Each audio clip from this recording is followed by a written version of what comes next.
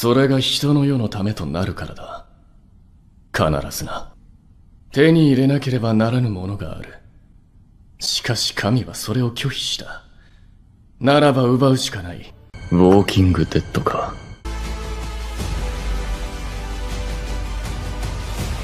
Les lecteurs réguliers de Black Clover commencent à connaître ce personnage. Elle est l'une des 7 Ryuzen du pays Levant et la petite sœur de Yami Sukehiro. Aujourd'hui on parle de Yami Ichika, on va présenter ce personnage, ses compétences comme on fait d'habitude. C'est un personnage qui je pense va être développé de plus en plus dans l'histoire, donc on va en parler, en tout cas j'espère que ça vous plaira. On est parti.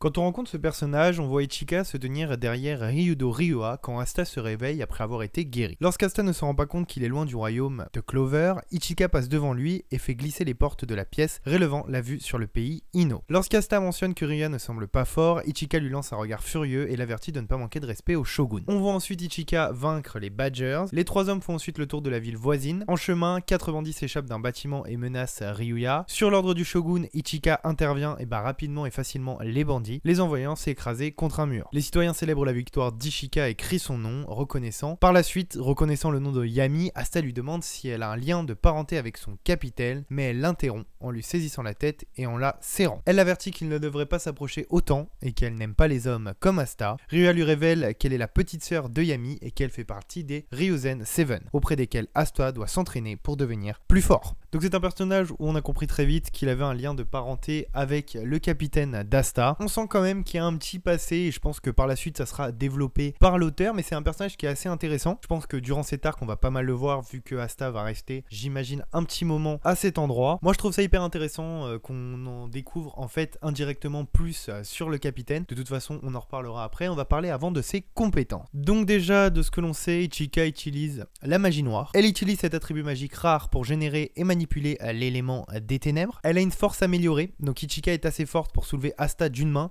en lui saisissant la tête. En manipulant son propre ki, elle peut augmenter considérablement sa force physique. Ses coups de paume successifs sont capables de soulever des hommes adultes plus grands et de les envoyer s'écraser contre un mur, comme on a pu le voir dans les derniers chapitres. Elle a une vitesse accrue. En manipulant son propre ki, Ichika peut augmenter considérablement sa vitesse physique et elle est capable de frapper plusieurs personnes presque simultanément. Et comme du coup, je vous l'ai dit à l'instant, elle est capable de manipuler son propre ki, l'augmentant pour améliorer ses capacités physiques. Il me semble, si je dis pas de bêtises, qu'elle possède un katana. Je crois que pour l'instant, on l'a pas vu l'utiliser, en tout cas à son plein potentiel. Mais je pense que c'est une petite rêve de toute façon aux gens liés entre guillemets à Yami. Et je pense qu'on va pouvoir la voir utiliser ça et ça va être très très stylé. Parce qu'à mon avis, comme elle fait partie des Seven, voilà, c'est pas quelqu'un qu'on peut sous-estimer. Et donc je pense que par le futur, on pourra avoir des techniques assez stylées avec son katana.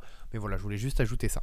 C'est à peu près tout ce qu'on sait sur ce personnage. Je voulais vous en parler parce que moi je trouve toujours intéressant les personnages qui indirectement vont développer des protagonistes. Donc là c'est par rapport au capitaine d'Asta. On va pouvoir en apprendre plus sur les origines de Yami Sukehiro, pourquoi il est parti, qu'est-ce qui s'est passé. Je pense que ça sera développé si on a des backgrounds durant cet arc, puisque on a vu une attitude un peu fuyarde lorsque Asta a voulu poser la question. Je sais pas ce que vous pensez de ce personnage, mais moi en tout cas je trouve ça très cool. On rentre dans la partie finale il me semble de Black Clover. On arrive à des scans qui sont quand même très très stylés, l'histoire avance énormément et je pense que voilà, c'est un personnage qui va prendre son importance, qui va être développé, qui va nous permettre de faire un pont avec le passé de Sukehiro et j'ai hâte de voir ce personnage être développé et de voir aussi l'évolution de l'entraînement d'Asta parce que c'est surtout ça qui va nous intéresser à mon avis lors de cet arc. Donc voilà, n'hésitez pas à me dire ce que vous en pensez en commentaire, à me dire ce que vous pensez de ce personnage, si vous avez des choses à ajouter n'hésitez pas. Je voulais vous faire une petite vidéo pour parler de ce personnage qui je pense par la suite va être vraiment très intéressant. En tout cas merci d'être de plus en plus nombreux sur cette chaîne YouTube. Moi je vous dis à bientôt pour une nouvelle vidéo. N'hésitez pas à vous abonner, à liker et à partager cette vidéo. C'était Thibaut. Allez, ciao ciao.